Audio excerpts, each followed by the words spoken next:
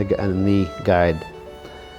First of all, you have to work as a team in unison. In other words, the boatman or the guide has to keep the boat rowing at the right speed and the right position, and the angler, of course, has to keep his eyes on the rod tip, as the beat of the spoon or the plug is very important, and any variation in that particular beat or movement of the rod tip, these fish as big as they are can strike the rod, or can strike the lure as not to really make that much of a difference.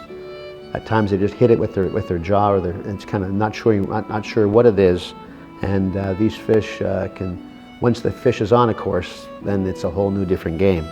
But the angler and the guide have to work in unison to have the best possible chance.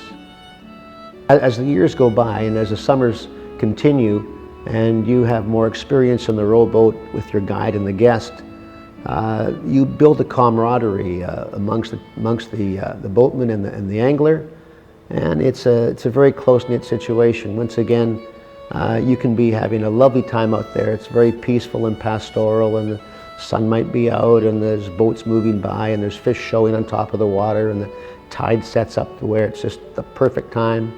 But once you get that fish on, as I say, you kind of lock into the situation where it's man against beast. It's a lot of fun. You must try it.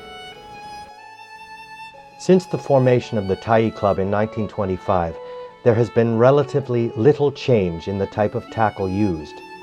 Regulation Tyee tackle reflects the club's concern with sportsmanship and its respect for the Tyee. The fish is attracted to the line by a lure, which by Tyee Club standards sports a single hook.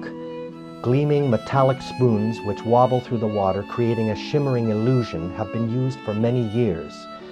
A development specific to this area is the Gandhi spoon, which according to one successful guide, must be carefully shaped over a woman's thigh. Guides and fishermen often make their own lures or modify commercially made lures. A second lure, which became popular in the 1930s, is the wooden plug, which was originally designed for use by commercial fishing fleets. Of course, that's really what makes it special. That there's one thing to go out for fish, but there's another thing about going out, and the way you go about to get that fish. And fishing in the Tyee Club can be a pretty unsuccessful way to catch fish, you know. I mean, there's stories of people, you know, that have just fished for years and years and years before they get one. And I remember there was a fellow just this year, and I was down at the Tyee Clubhouse in the evening, and there were, I think, about 4 fish brought in to be weighed. Now, most of them were undersized. And I think this fellow too had an undersized one. And it was 29 7/8 of a pound. Right, when the target, of course, is... So, yeah, 2 ounces, and he would have been in the club. And he made this remark. He says, "I've been 18 years and nested." 18 years. But he kept coming back. Oh yeah. Yeah, they keep coming back because there is something special about it. There's no question yet.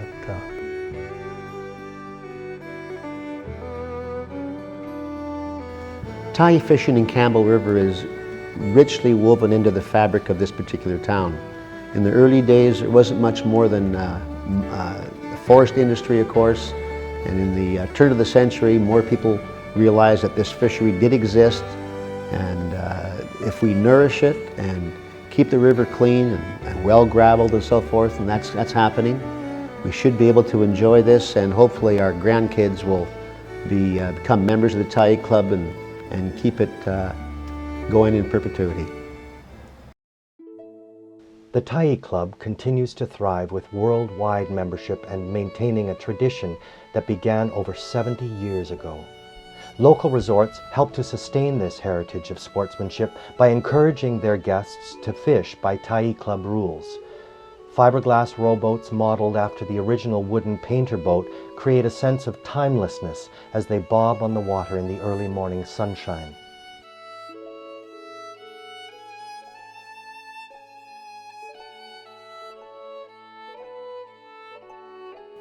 Now, if you feel lucky and you happen to be out there fishing when the rainbow comes up, if you fish under the rainbow, there's a very good chance of hooking into a 30, 40, or 50-pound fighting Tyee.